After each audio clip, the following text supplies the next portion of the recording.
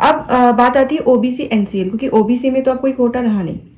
अगर आप OBC category के हो लेकिन अगर आप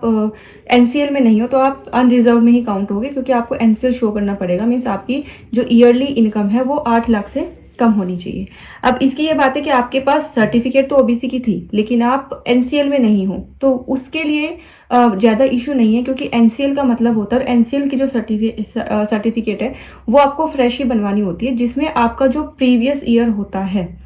ठीक है, उस ईयर का उसमें नाम डाला जाता है, करंट फाइनेंशियल ईयर, जो जस्ट जिस साल आपका फॉर्म निकला है उसके जस्ट प्रीवियस ईयर जो आपका फाइनेंशियल ईयर बनता है। सपोज अभी हमारा 25 में हमारा जो फॉर्म निकला था, तो आपका 2024 एंड 25 आपका फाइनेंशियल ईयर बना है, तो एनसीएल आपके सर्टिफिकेट में वो ईयर मेंशन होगा कि इस साल ये पर्सन एनसीएल कैटेगरी में आता है, क्योंकि इनकम स्टेटस के लिए वो बनता है। इनकम स्टेटस हर साल या कुछ महीनों में भी वो चेंज हो सकती है, कभी आप 8 लाख से नीचे भी आ सकते हो, कभी आप 8 लाख से ऊपर भी जा सकते हो, तो वो फ्रेश बनती है, ठीक है। तो मेन जो ओबीसी में मेन जो पंगा होता है वो एनसीएल का है, बिकॉज एनसीएल सर्टिफिकेट आपको शो करनी पड़ेगी कि हाँ आप बिलो 8 लाख ईयरली इनकम के अंडर आते हो, तभी आपको कोटा मिल सकता है, अदरवाइज नहीं मिलेगा। तो अगर कुछ लोग ऐसे हैं जिन्होंने एनसीएल की सर्टिफिकेट नहीं है, जिनको ये नहीं पता है, तो मैं आपको क्लियर कर रही हूँ, अगर आपके पास सिर्फ ओबीसी की सर्टिफिकेट है तो आपको कोई रिजर्वेशन नहीं मिलेगा, भले ही आप फिलहाल पास हो गए हो ओबीसी के कोटे में, लेकिन अगर डॉक्यूमेंटेशन हो तो आपको बाहर कर दिया जाएगा। आप अपनी एनसीएल की सर्टिफिकेट बनवा लीजिए अगर नहीं बनवाई है तो, ठीक है। और उसमें ईयर ज़रूर मेंशन करवाना,